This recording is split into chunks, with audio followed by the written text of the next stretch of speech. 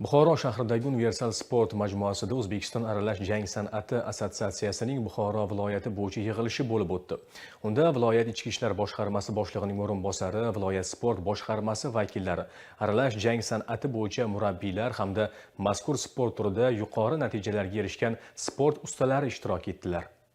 Kun tartibida O'zbekiston aralash jang san'ati assotsiatsiyasining Buxoro viloyati bo'limi raisini saylash, sportni ommalashtirish, yoshlarni sog'lom turmush tarziga jalb etish va aralash jang san'atini rivojlantirish masalalari muhokama etildi. Yig'ilishda O'zbekiston aralash jang san'ati assotsiatsiyasi raisi lavozimiga Ichki ishlar vaziri general-leytenant Aziz Anvarovich Tashpo'latov nomzodi tasdiqlanganligi ma'lum qilinib, bunday tayinlov sport sohasida, xususan aralash jang san'atini yangi bosqichga olib chiqish, yoshlar o'rtasida ushbu sport turini keng targ'ib etish hamda jismoniy tayyorgarlikni kuchaytirish borasida muhim turtki bo'lishi kutilayotganligi mamnuniyat bilan tilga olindi. Yig'ilishda Buxoro viloyati bo'yicha assotsiatsiya raisi etib Buxoro viloyati ichki ishlar boshlig'i polkovnik Ikromjon Tursunovning nomzodi bir ovozdan ma'qullandi. Tadbir davomida aralash jang san'ati sport turini aholi, ayniqsa ko'cha yoshlari o'rtasida targ'ib qilish, ularni sportga jalb etish orqali huquqbuzarliklarning oldini olish muhimligi ta'kidlandi.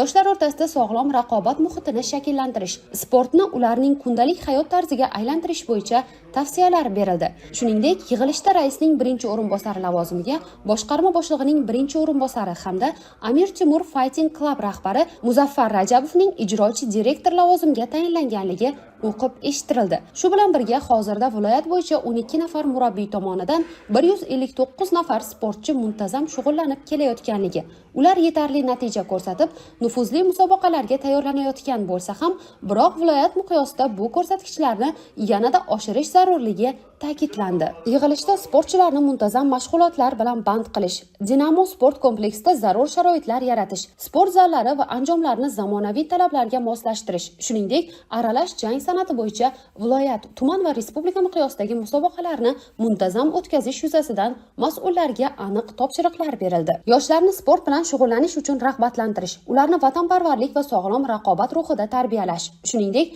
aralash jang san'ati bo'yicha faol sportchilarni moddiy va ma'naviy qo'llab-quvvatlash, iqtidorli yoshlarga amaliy yordam ko'rsatish vazifalari belgilandi. Yig'ilish yakunida sportni ommalashtirish, ko'cha yoshlari o'rtasida sog'lom turmush tarzini targ'ib etish va jinoyatchilikka qarshi kurashda sportning tarbiyaviy ahamiyatini kuchaytirish bo'yicha bir qator tavsiyalar berildi.